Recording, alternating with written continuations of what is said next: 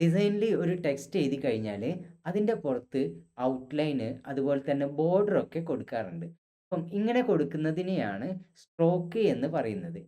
ഇത് ടെക്സ്റ്റിൽ നമ്മൾ കൊടുക്കുന്ന ഒരു സ്റ്റൈല് മാത്രമാണ് ഈ സ്ട്രോക്ക് എന്ന് പറയുന്നത്.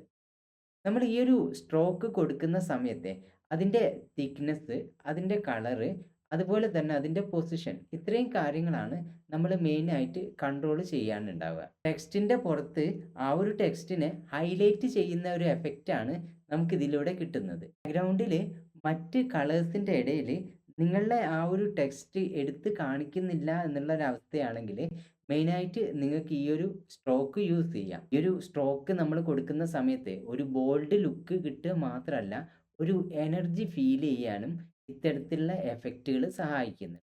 അപ്പോൾ അടുത്ത പ്രാവശ്യം നിങ്ങളൊരു ഡിസൈൻ ചെയ്യുന്ന സമയത്ത് ഇത്തരത്തിലുള്ള സ്ട്രോക്കുകളൊക്കെ ആഡ് ചെയ്യാൻ വേണ്ടിയിട്ട് ശ്രദ്ധിക്കുക. പിന്നെ വീഡിയോ ഇഷ്ടപ്പെട്ടിട്ടുണ്ട് എന്നാണെങ്കിൽ ലൈക്ക് ചെയ്യുക, ഷെയർ ചെയ്യുക, ഫോളോ ചെയ്ത് സപ്പോർട്ട് ചെയ്യുക.